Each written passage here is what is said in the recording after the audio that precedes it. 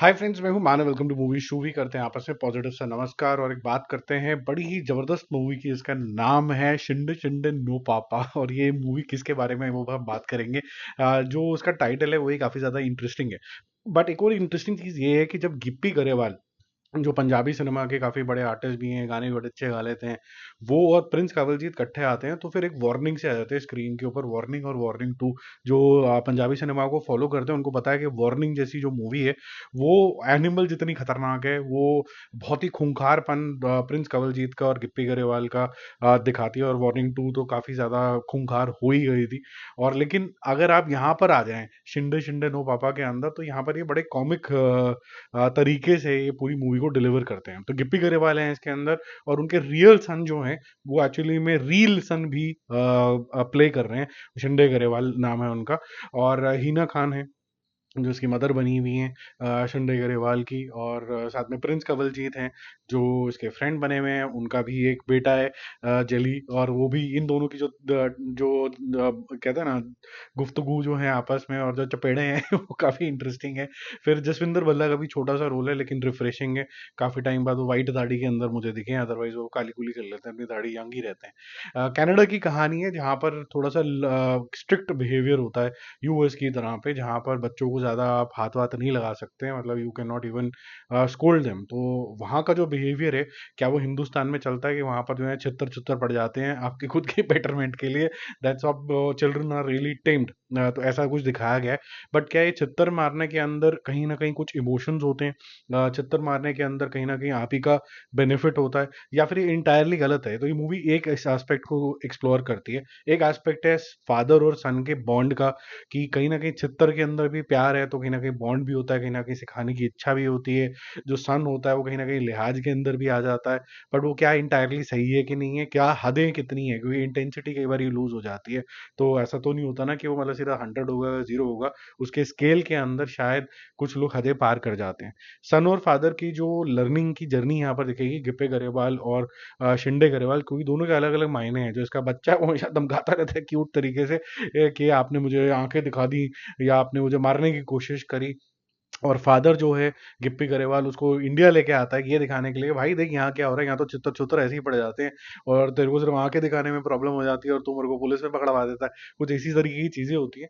But जब वो पंजाब से यहाँ आता है तो वो क्या कुछ सीखता है कल्चर के बारे में, इंपॉर्टेंस ऑफ फैमिली, क्योंकि वहाँ न्यूक्लियर फैमिली होती है। यहाँ तो पूरे पूरे कुंबे एक साथ होते हैं। कुंबे मतलब सारी मल्टीपल फैमिलीज, एक्सटेंडेड फैमिलीज, चाचा ताया उनके बच्चे, और इवन जो फ्रेंड्स होते हैं वो भी आ जाओ भाई शाम को पार्टी करते हैं टाइप से, आप फिर खाना वाना इकट्ठे खाते हैं। तो ये सारी चीज़ें आती हैं। पापा साहब पेरेंटिंग सीखते हैं, बच्चा साहब थोड़ा सा कल्चर के बारे में सीखते हैं। और दोनों कुछ एक इन्फ्लेक्शन पॉइंट पे आने की कोशिश करते हैं जिसके डायलॉग जो हैं वो काफ़ी ज़्यादा कंपेलिंग है। ये इतने भी कंपेलिंग नहीं है कि तारे ज़मीन जैसे आपको हिलाएंगे, क्योंकि ये कॉमिक ही है लार्जली। और एंड में आते आते ये थोड़ी सी ज़्यादा प्रिटेंशियस और थोड़ी सी ज़्यादा प्रीची हो जाती है। तो जो टोन होती है उसके अंदर एक शिफ्ट ज़रूर आता है। लेकिन उस मोमेंट के ऊपर जो एक्टर्स अच्छे हैं तो वो संभाल लेते हैं, क्योंकि जो ग्रेविटी होनी चाहिए तीन जनों के बीच के अंदर वो काफ़ी इंटरेस्टिंग है। गिप्पी के अंदर, उसके बेटे शिंदे के अंदर और गिप्पी के फादर के अंदर, क्योंकि वो सोचता है कि मेरे फादर ने जो किया वो मेरे बच्चे के साथ कर लूँ।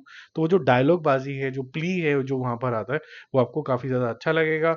इन बिटवीन आपको जो, जैसे मैंने बताया, जो शिंदे का फ्रेंड है और उसका जो बेटा है जेली, और जेली और साथ में शिंदे के जो कॉन्वर्सेशंस हैं वो इमेच्योर बच्चे जो होते हैं ना, जो कुछ बड़े बड़े बातें करना चाहते हैं, क्रांति लाना चाहते हैं, वो सारी चीजें जो नुआंसेस हैं आपको अच्छी लगेंगी। जो कि इसका कभी कभी नेगेटिव साइड भी लगेगा, क्योंकि हम हिंदुस्तानी हैं, हमें ये सब चीजें कि बच्चा क्रांति ला रहा है वो भी इतना टिंगू सा तो वो इतना ज्यादा कनेक्ट करता नहीं है।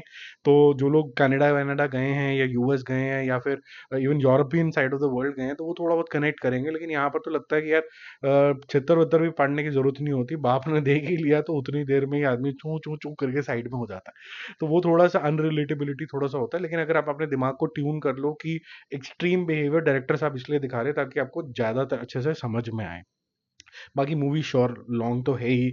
सॉन्ग्स जो हैं वो मेरे को साथ तो कोई भी क्लिक नहीं किया क्योंकि कोई बहुत ज़्यादा अच्छे सॉन्ग नहीं है। हालांकि बैकग्राउंड म्यूजिक ठीक है। और कंवलजीत साहब को मैं और ज़्यादा देखना चाहता था, प्रिंस कंवलजीत को। उसका छोटा सा रोल है, कोई बहुत ज़्यादा इम्पैक्टफुल रोल नहीं है। ऐसे ही हिना खान का भी कोई बहुत ज़्यादा इम्पैक्टफुल रोल नहीं है। ज़्यादा जो रोल है वो कहीं ना कहीं बेबे का है, और कहीं ना कहीं उसकी एक्सप्लेनेशन का है कि ऐसा क्यों चल रहा है, गिप्पी गरेवाल और उसके सन का है। और यही सब तरीके से मूवी जो है एक लेसन देके एंड होने की कोशिश करते, कौन क्या कितना सीखता है। ठीक है जी, तो मेरा मूवी जो भी स्कोर इसके लिए रहेगा 3 आउट ऑफ 5। कुछ कमियां जो मैंने बताई उसकी वजह से थोड़े से नंबर कटे हैं। It's a good family watch, neat and clean movie है। अगर आपको हिंदी समझ में आती है तो मोटा मोटा लेवल पे आपको ये वाली जो पंजाबी है ये समझ में आ जाएगी, सब टाइटल्स के साथ है थिएटर्स के अंदर। तो I think you will enjoy it. जो पंजाबी लोग हैं उनको तो मेरे ख्याल से दिक्कत आएगी नहीं। ठीक है, बाकी जल्दी मिलते हैं रिव्यूज और अपडेट्स के साथ। Stay connected, bye bye. एक और लास्ट में सवाल है पंजाबी मूवी लवर्स के लिए। यार गिप्पी गरेवाल कुछ ज्यादा ही मूवी नहीं करता, ओवर एक्सपोज हो रहा है? मुझे ऐसा फीलिंग सी आई थी मूवी देख के कि मतलब थोड़ा थम जाओ, थोड़ा गैप गैप के अंदर आओ। या फिर आप इतना ज्यादा प्यार करते हो इस आर्टिस्ट से कि आप लाते जाओ। अक्षय कुमार ना बन जाएगी। Bye bye.